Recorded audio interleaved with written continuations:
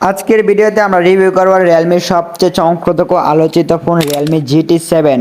এই ভিডিওতে থাকছে design, display, camera, battery, gaming performance থেকে শুরু করে ভালো মন্দ খারাপ দিক।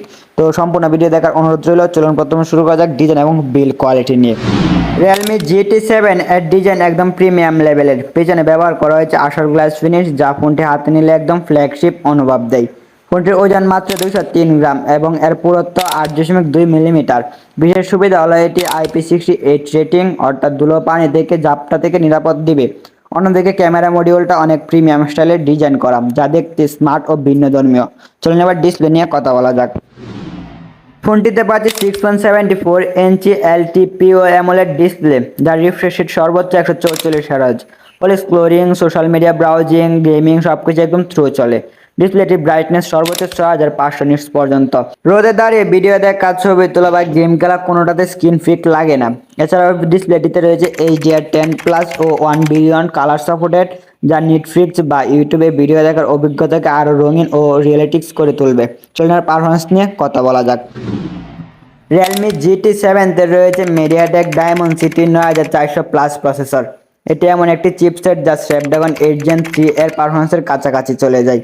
ফোনে রয়েছে 12GB, 16GB LPDDR5X র্যাম এবং UFS 4.0 স্টোরেজ, যার ফলে একাধিক অ্যাপ একসাথে খোলা, গেম খেলা, ভিডিও এডিটিং সবই ঝকঝকে। AnTuTu স্কোর প্রায় 2.7 মিলিয়ন, যা একেবারে ফ্ল্যাগশিপ লেভেলের। এছাড়াও রিয়েলমি UI 6.0 অ্যান্ড্রয়েড 15 ভিত্তিক দেওয়া হয়েছে। চলেন এবার গেমিং এক্সপিরিয়েন্স নিয়ে কথা বলা যাক। PUBG, free fire max, call of duty সব গেমই 60 থেকে 90 FPS পর্যন্ত খেলা যায়। ফোনের মাধ্যমে AI সুপার ফ্রামার, গেমার বুস্টার 5.0 এবং গ্রাফিন কুলিং সিস্টেম থাকায় 40 থেকে 50 মিনিট গেম খেলার পরও ফোন গরম হয় না। অনেক ইউজার বলেছে এটাই প্রথম রিয়েলমির ফোন যেখানে দীর্ঘ সময় ধরে গেম খেলে তাপমাত্রা সমস্যা করে না।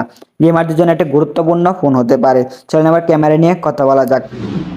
এই ফোনে রয়েছে ট্রিপল বিআর camera setup, 50 megapixel primary camera, Sony IMX 890 sensor plus OIS supported, 8 megapixel ultra wide এবং 16 মেগাপিক্সেল টেলিফোটো। ডে টাইমে তোলা ছবিগুলোতে থাকে দারুণ ডিটেলস, কালার ব্যালেন্স ও ডাইনামিক রেঞ্জ। নাইট মোডে AI noise reduction plus ultra night version থাকায় ছবি তুলতে অনেকটা ক্লিয়ার পাওয়া যায়।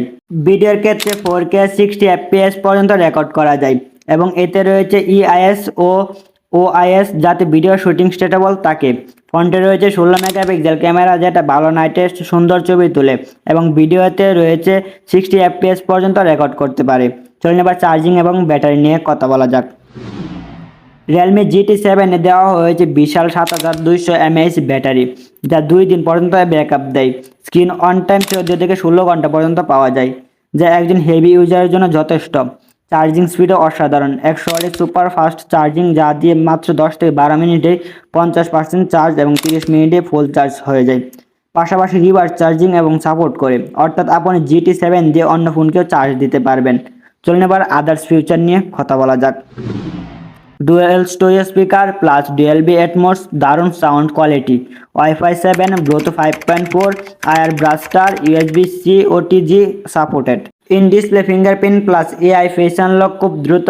NFC IP68 রেটিং থাকায় এটি পানি ও ধুলা রোধ করতে সক্ষম। রিয়েলমি UI 6.0 এখন আরও থ্রু ব্লক ফ্রি এবং 4 বছরের OS ও 6 বছরের সিকিউরিটি আপডেট নিশ্চিততা দেয়। চলুন এবার কিছু ভালো দিক এবং খারাপ দিক তুলে ধরার চেষ্টা করি। চলুন প্রথমে ভালো দিকগুলো তুলে ধরার চেষ্টা করি। টপ লেভেলের Dimensity 9400+ performance, 144 hertz AMOLED screen, 7200 mAh বিশাল ব্যাটারি, 100 ফাস্ট চার্জিং, IP64 এবং NFC dual base sound, flagship future ভরপুর।